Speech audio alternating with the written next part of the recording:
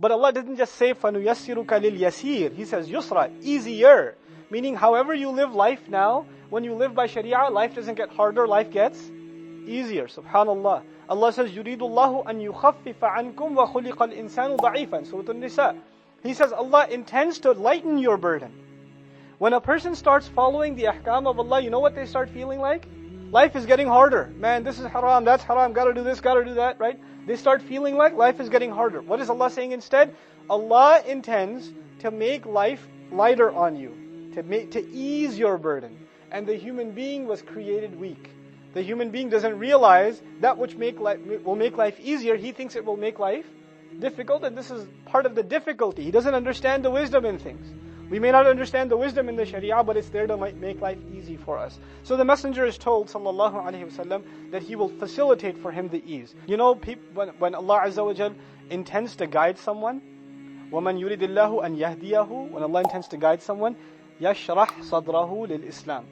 He opens his chest for Islam, meaning Islam means submission, right? When you submit to Allah's commandments, you will find relaxation. And if you find relaxation, that means Allah has intended for you that you should be guided. On the other hand, if you are from the unfortunate, who when they obey Allah, what do they feel? Discomfort. يَجْعَلْ صَدْرَهُ حَرَجًا ضَيِّقًا حَرَجًا بِمَّا, you know, their chest becomes tight. كَأَنَّمَا يَصَّعَّدُ فِي السَّمَاءِ, like he's climbing up into the sky. He's losing his breath. Then this is actually part of a curse, a rijs. عَلَى الَّذِينَ لَا يُؤْمِنُونَ, on those who don't believe.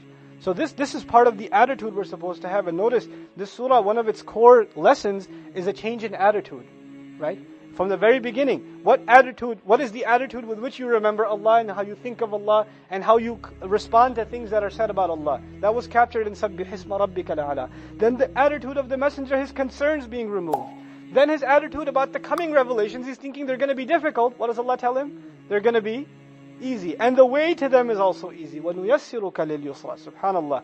فَذَكِّرْ إِنَّ فَعَتِ الذِّكْرَى. This is the second commandment. This is the second imperative verb used in this surah. The first was سَبِّحْ اسْمَ رَبِّكَ الْأَعْلَى. That was the first one.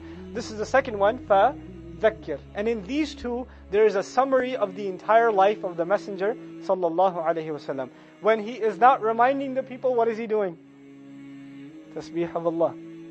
Either he's standing in the middle of the night declaring his Lord's perfection in salah, or in the daytime, inna laka fin nahari sabhan tawila, right? He's out in the daytime delivering the reminder to the people, the tough job that Allah has given him. Both of them are here, subhanallah. Now, فَذَكِّرْ إِنَّ فَعَتِ الذِّكْرَى.